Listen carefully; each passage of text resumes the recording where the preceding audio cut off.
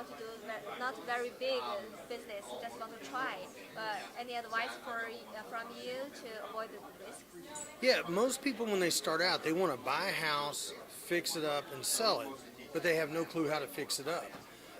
And that's where most people lose because they don't know what it's going to take to rehab it. They don't know what the codes are.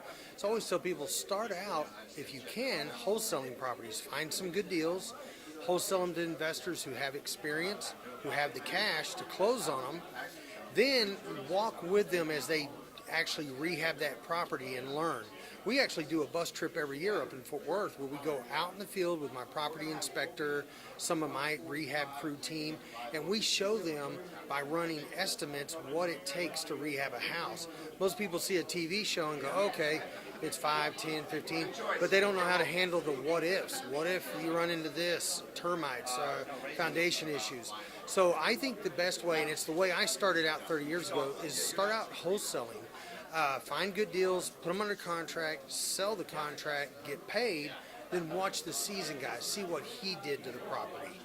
Then, if you get a little more comfortable, buy a house that doesn't need too much work and maybe keep your first rental because you become wealthy by holding real estate. You can buy and sell to create the cash, but if you hold, you'll create wealth. Especially if you use IRAs, things like that, you can create the wealth tax-free. You can go in, use your IRA, flip a house, wholesale a house, do notes. You can even buy and sell notes. Or you could just keep it as a rental, but all the money that goes into the IRA is then tax-free if you're using a Roth IRA. So there's a lot of tools you can use to invest in real estate.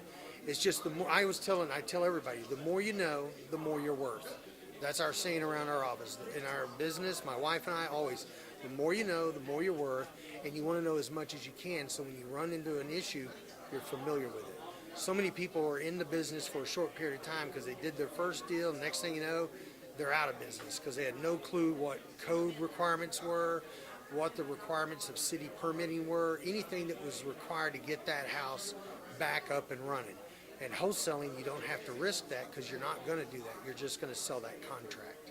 Yeah, if we do the wholesale business, actually there's a small risk because the investors will pay the cash. That's right. But for the investors, if they buy a house in a high price and use a lot of money to fix it, to rehab it, right. And how can the investors avoid it?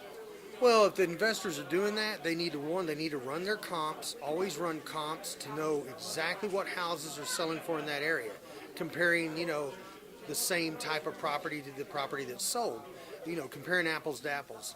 Then they need to know their estimates. They need to know if it needs foundation, what do foundations cost. I mean, it could be, in slab foundations, you have things that are called piers they put in.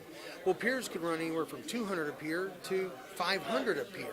So you want to work with good companies because eventually, if they're going to retail that house, they're going to eventually sell it to a homeowner. And that homeowner has probably going to hire an inspector. The house needs to pass. The house has to meet all the requirements. The appraiser is going to come in and appraise it. So they need to do all that in a sense in advance. They need to do their due diligence. They need to know what they're doing. It doesn't even matter if it's houses. If you're buying a car that's 2 years old, you need to know what do those cars that are 2 years old with that much mileage, what do they sell for? Not that every great once in a while you sell one over here that's out there in, left field and it went for a crazy price. You want to back it up with facts. And you use MLS comps. Don't use the internet stuff because most of that stuff's not right. Use what your realtors use. Realtors, we use them a lot because realtors know our markets where we're retailing. They know that area. They know what they sell for. They know what they look like. So get information from them too. But it always comes down to the rehab. If you think it's $30,000 a rehab and it ends up being $60,000, are you going to make any money? Depends on how good a deal you got. But that's the key. The better the deal, the more mistakes you can make. But if you don't have the money, you don't have the experience, then get trained, take some training, and then start wholesaling. That's how I started. You learn by doing, and you watching others do it. People that know what they're doing. Thank you. Anything else you would like to share with us? Just to your listeners, if they're ever interested, you can go to our website. It's jimmyreed.net. We offer training. We offer mentoring. I speak in different parts of the country. If they're in the Texas area, they can always come up to Fort Worth. We run the monthly real estate club up there.